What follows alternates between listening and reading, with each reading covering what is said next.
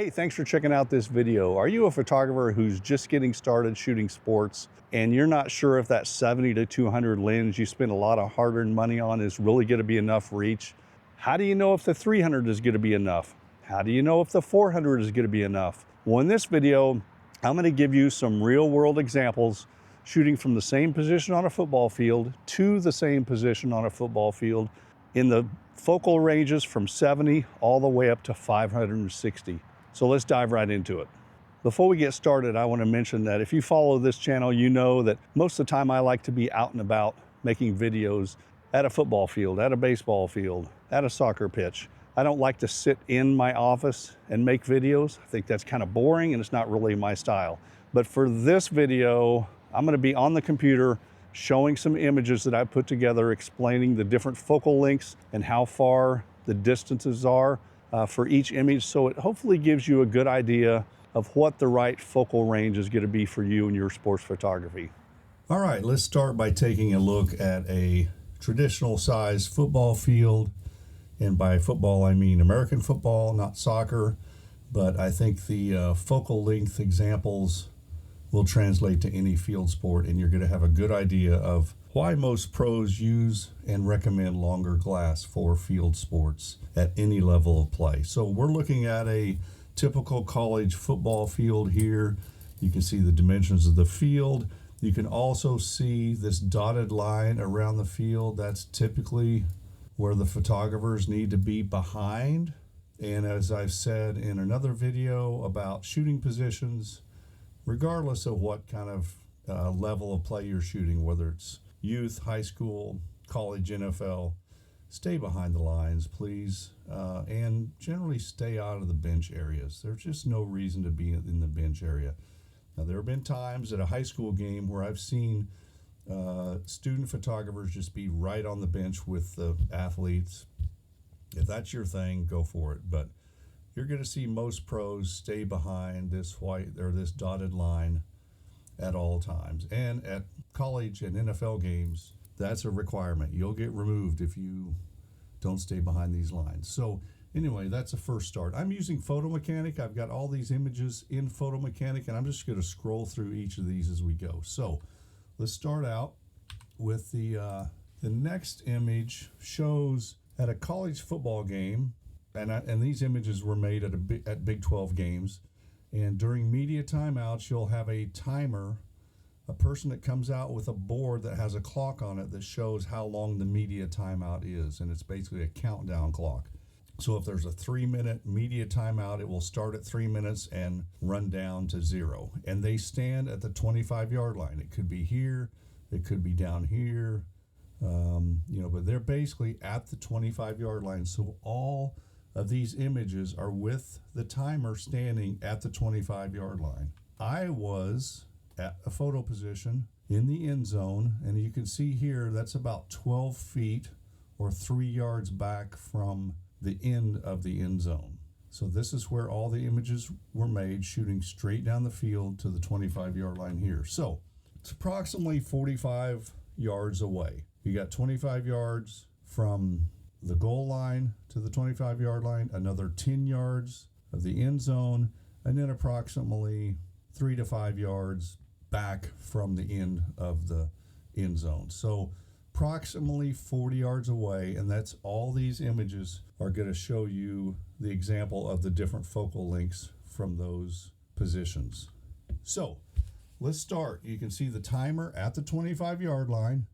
This is a horizontal image, obviously, and all these first sets of images are going to be horizontal. Then we'll show you vertical. Then we'll show you some action images from different spots on the field at different focal lengths. So you can see 70 millimeters, not filling up much of the frame. This is why I always suggest if somebody only has a 70 to 200 lens, it will help you if you just tape that lens, get some gaffer tape or some painter tape, and tape it to 200 millimeters. So you're basically forcing yourself to shoot longer. What a lot of newer photographers do when they're starting out is they don't want to miss anything. So they'll shoot at 70 millimeters and they'll have all this wasted space when the action is just filling up this much space. And if you shoot in at 200 millimeters, you're filling the frame. I understand that you don't want to miss the action, and sometimes I do that too. I'll zoom out wider to make sure I'm not missing any of the action, but generally you want to shoot as tight as you can to make the image look its best. Apologize for this being a different field, but this is at 200 millimeters. Again, this person, the timer, is standing at the 25-yard line, 200 millimeters. And while these guys are different height, this timer sign is the same height at both fields. This is at 200 millimeters. There's not a whole lot of difference, but you're starting to see a little bit tighter from this distance. Now let's move to 300. This is where you're starting to see the biggest difference. And again, this is why most pros have longer glass. And it's why on photography forums, on Facebook pages, you see a lot of people recommending you need longer glass or shoot tighter. Now, we're not going to talk about megapixels and cropping. That's obviously an option. But if you can get these images right in the camera, right off the bat, you're farther ahead in the ball game. So there's at 300 millimeters with the timer at the 25-yard line. Now we're looking at 400 millimeters. Look at the difference that makes. And again, so this is about 40 yards out with 400 millimeters. In these examples, I was using actually the 200 to 400 f4 lens from Canon. So I was able to switch that teleconverter. It has a built-in teleconverter. I was able to switch that and go to 560.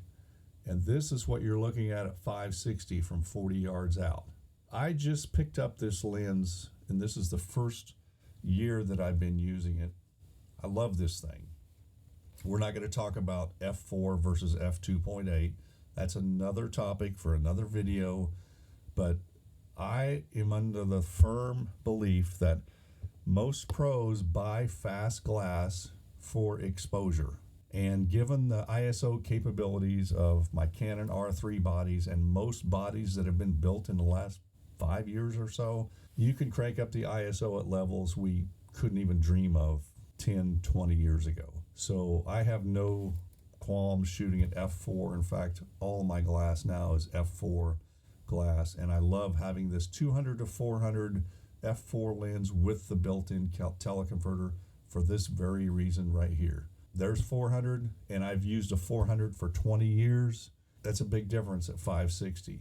We'll go back through these. We're starting at 70. Again, I apologize. I wish these were all from the same field, but I kind of thought of things at different times and made these images. So there's 70, there's 200, there's 300, and there's 400, and 560 as a bonus.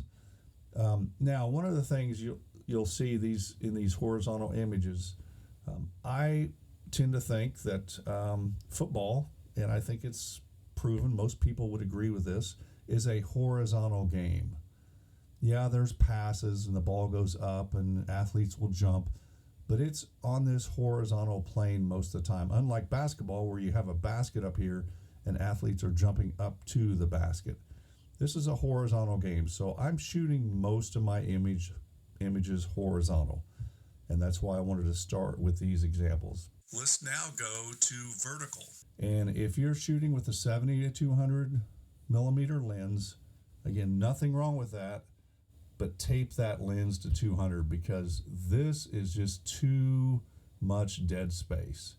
You might have a great photo of the action happening right here at the 25-yard line from 40 yards away at 70 millimeters, but all this space up here and all this space down here is wasted.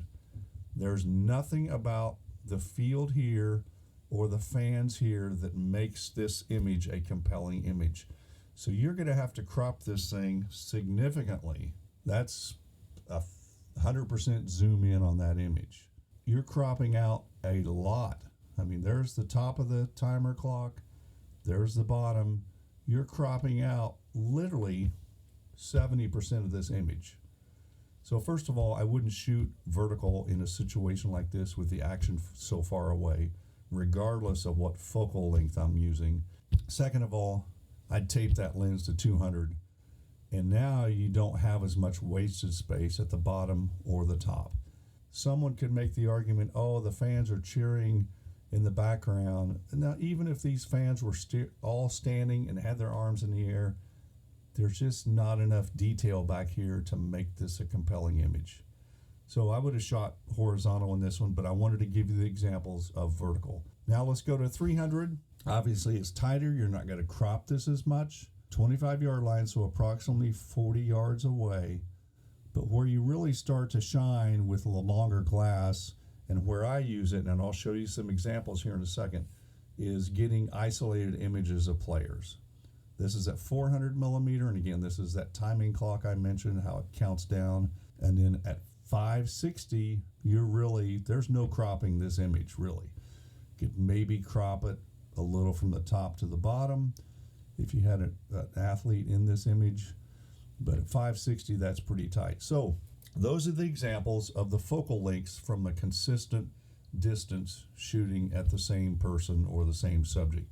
Let's look at some action images now and see how those look, both horizontal and vertical. This image is of a fumble recovery by a kickoff team, and it happened right in front of me. I was ready to photograph the kickoff, which they would have caught down here, brought the ball back up. The fumble happened in this area somewhere. They picked up the ball and are celebrating right in front of me. So they're literally about 10 yards away. I'm behind the line. I'm standing because I was ready to move, and I was at 70 millimeter. This is a great example how a 70 to 200 can be used, but the action has got to be literally right in front of you if you're at 70 millimeters. There's a lot of dead space over here, and I actually submitted this image and cropped it a little bit so there wasn't all this dead space over here. But again, this happened so quickly, I had to switch lenses from the 200 to 400 to the 70 to 200 and caught some of this jube right in front of me. This is some jube in the end zone at 70 millimeters. Another example of how you can use the wider angle of a 70 to 200. Now, unfortunately, this image sucks because what happened, the athlete came through the end zone, scored a touchdown, jumped up on the wall. I like everything about this image, but these other photographers, all of a sudden, instead of turning and shooting, they turned and shot and jumped up and ran towards the athlete, basically blocking the shot. That happens, but we don't have to be happy about it. In those situations, don't lean in to get the shot. Don't step past the white line. Stay in your position, and we could have all got the shot of this guy sitting here and the athletes coming to celebrate with him. Again, that's a little bit of a side note, but think about who you're around. Your situational awareness has to be on top of its game, and think about other photographers that you might be running their shots. Anyway, this is an example of how 70 millimeters could have played into this image, and I could have zoomed in and gotten tighter had the players got over here and I needed to do that. But I took this image after the touchdown and I realized these guys were going to continue going towards that athlete. I looked for something else to shoot. But there's an example of jube in the end zone at 70 millimeters, and that's usually when I'm using 70 millimeters on something like the 70 to 200. Here's another example, the other corner of the end zone. I'm actually, if you see my video about shooting positions, I'm between kind of the hash marks and the number yards on this college field, and I'm at 120 here, and this guy just scored a touchdown. These guys are coming in to congratulate him. These aren't the most compelling action images I'm putting in this video. I'm just giving examples of the focal distance, the focal range of these images. Here's another one with the 70 to 200. I shot this wide intentionally because I wasn't sure if he was going to jump over the players, if he was going to turn and come inside, or if he was going to try and stretch and get it over the pylon. But this is at 146 millimeters. Again, I think the 70 to 200 lens is best used from about 15-yard line in, maybe 20-yard line. But you get much past, 30, 40 yards out, and you're just going to have to crop so much that you're going to have to really chase the action and use your feet as the zoom. So, maybe get over here closer or get up here, because this play actually started back at about the 20-yard line.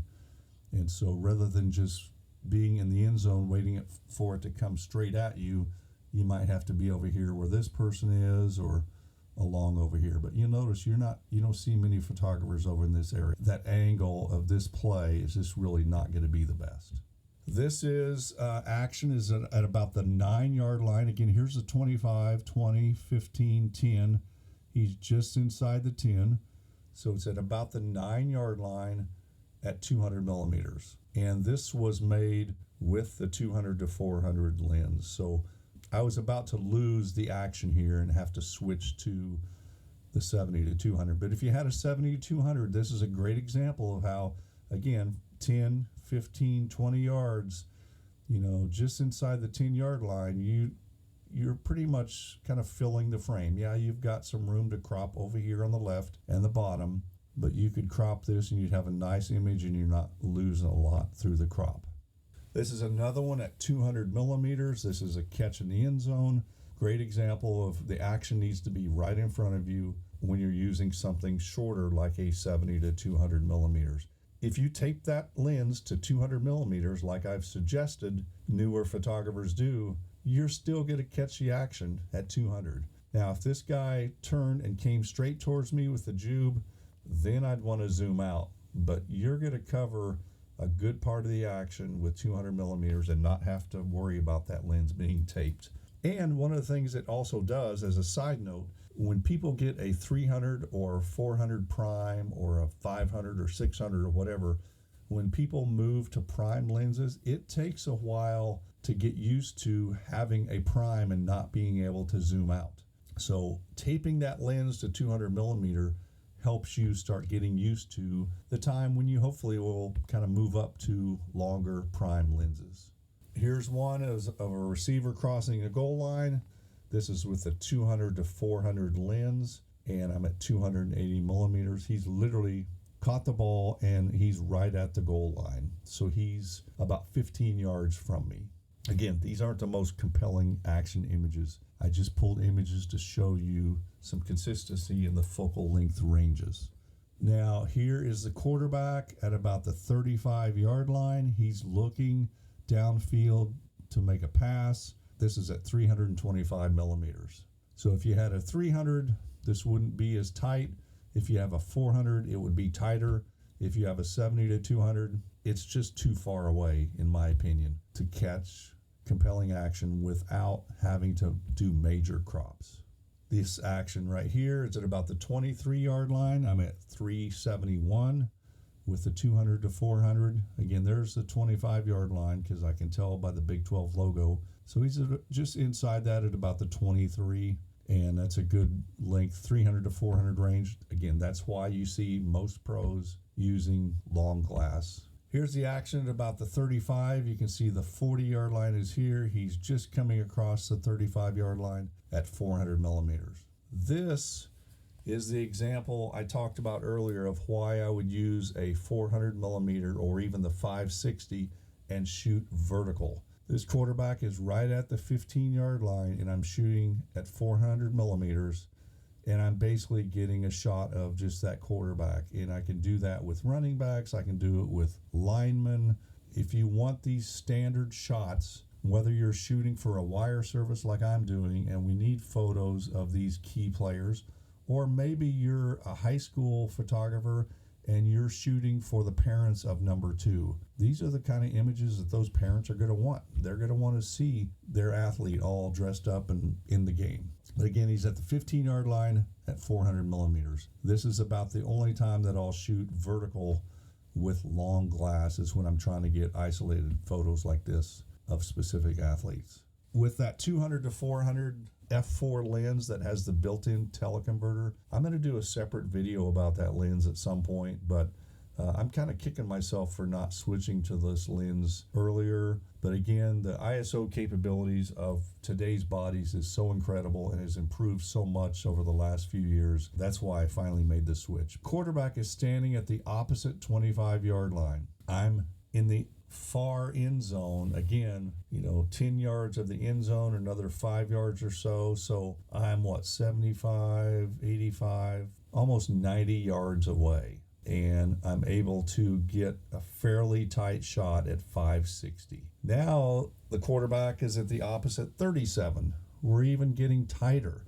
So what I'll do when I've got good light and I'm using this built-in teleconverter and it puts me at 560 is I'll use it when they're way down, like if the ball is kicked off, they have a touchback and the ball's at the 25-yard line. I'll switch to that teleconverter and have 560. And now he's at the 37. I could use this up into about I can use it quite a ways as it gets close to me because it's a zoom. So I can zoom it from 560 down to 280 or whatever the 200 to 400 math is when using the teleconverter.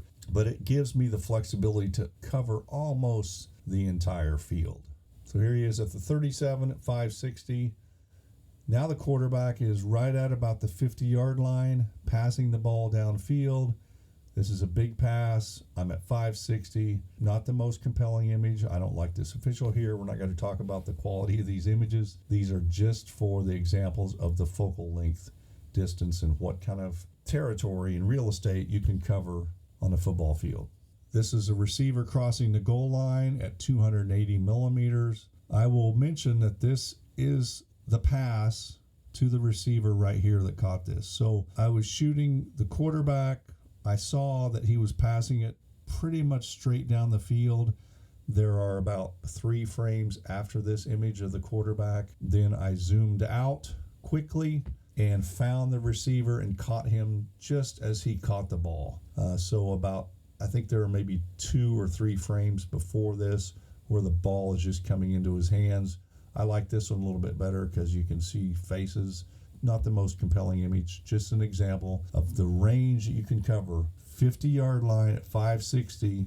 I zoomed out to 280, which is as far as this would go with the teleconverter on, and got the receiver crossing the goal line.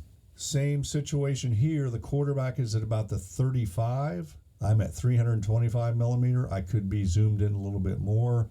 I looked at his eyes to try and figure out where he was going. He initially looked at this receiver, but he ended up throwing it to this receiver, which we've shown in another image. But I had the lens set to 200 to 400 without the teleconverter on at this point.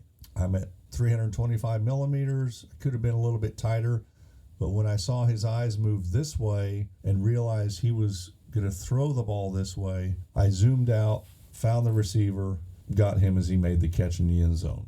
But I was able to use the focal length range of that 200 to 400 to catch both this play. If he would have been sacked or been chased, I was locked in on this guy and I could have caught something there. He threw it, the catch happened in the end zone, and I was able to zoom out and get that.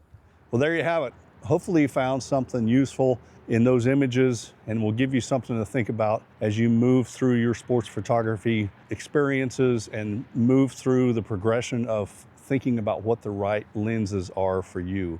I know I've said this multiple times, not only maybe here in videos, but on different photography pages and forums, that if I had the choice to only select one lens, regardless of what I was shooting, it would be the 70 to 200. It's a great lens. It's versatile for everything, whether it's sports, photography, you name it. But as you've seen in these images, the 70 to 200 is really pretty short for field sports. For football, I'm using it from about the 15-yard line in to the end zone. So if you have a 70 to 200, just know those limitations and know you're going to not be able to sit in the end zone and just wait for that action to come to you. You're going to have to chase the action, as I say. But if you have a 300 or 400 lens, that just opens up the opportunities to cover more of the field, whether it's football, baseball, soccer, you name it. I also want to emphasize that it doesn't matter what level of sport you're shooting, whether it's youth, high school, major college, or professional. A 400 lens is really going to cover a lot of the field. And frankly, when I was shooting a lot of youth sports, as in 3rd, 4th, 5th grade sports, having a 400 millimeter lens on the sideline of those games separated me from everybody else with a 70 to 200 and separated the type of images that those folks could see. So don't feel like just because you're shooting the little kids that a 400 is too much. It's not. It will just fill that frame tighter and help your images improve in the long run. So I hope you found something useful in this video. If you did, leave a comment down below. Let me know if you liked something, if I was off base. Just leave a comment, give it a big thumbs up if you like it, and subscribe, and we'll make more videos down the road. So thanks for watching and happy shooting.